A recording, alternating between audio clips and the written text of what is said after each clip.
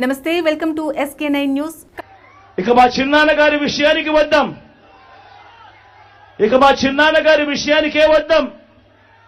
మా వివేకం చిన్నాన్నను ఎవరు చంపారో, ఎవరు చంపించారో ఆయనకు, ఆ దేవుడికి, ఈ జిల్లా ప్రజలందరికీ కూడా తెలుసు ఏం జరిగింది అన్నది.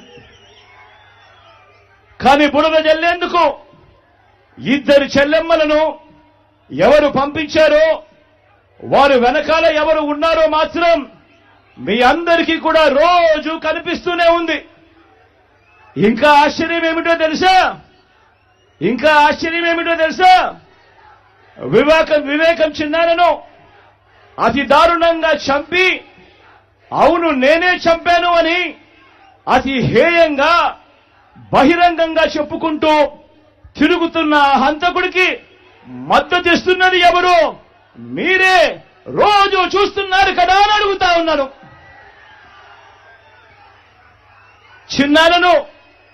చిన్నాన్నను అన్యాయంగా ఎమ్మెల్సీ ఎన్నికల్లో ఓడించిన వారితోనే, సంఖ్యాబలం లేకపోయినా కూడా ప్రలోభాలతో, అధికార బలంతో ఓడించిన వారితోనే ఈరోజు చట్టా పట్టాలు వేసుకొని తిరుగుతా ఉన్నారు అనంటే దానికి అర్థమేమిటి అని చెప్పి ఈ సందర్భంగా అడుగుతా ఉన్నా.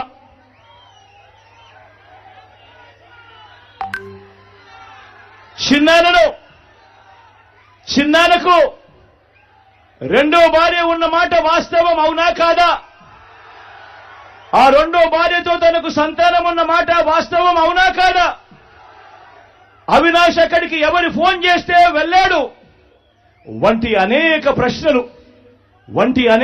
ప్రశ్నలు అవినాష్ తన అనేక ఇంటర్వ్యూస్ లో, తన ప్రెస్ కాన్ఫరెన్స్ లో తాను లేవనెత్తిన ప్రశ్నలు సహేతుకమే కదా అని చెప్పి ఎవరైనా అవినాష్ వైపు ఎవరైనా మాట్లాడితే చాలు వెంటనే వారి మీద కూడా అడ్డగోలు ఆరోపణలు చేస్తూ కుట్ర రాజకీయాలు చేస్తా ఉండడం ధర్మమేనా అని చెప్పి ఈ సందర్భంగా ప్రతి ఒక్కరిని కూడా అడుగుతా ఉన్నా. ఆలోచన చేయమని చెప్పి ప్రతి ఒక్కరిని కూడా అడుగుతా ఉన్నా. ఇలా చిన్నాన్నను ఓడించిన వారిని గెలిపించాలని తిరగడం కంటే దిగజారుడు రాజకీయాలు ఎక్కడైనా ఉంటాయా అని చెప్పి ఈ సందర్భంగా అడుగుతా ఉన్నా. మరో వంక కాంగ్రెస్ పార్టీకి ఓట్లు ఎన్నొచ్చాయి. మరో వంక నోటాకు వచ్చినన్ని ఓట్లు కూడా రాని కాంగ్రెస్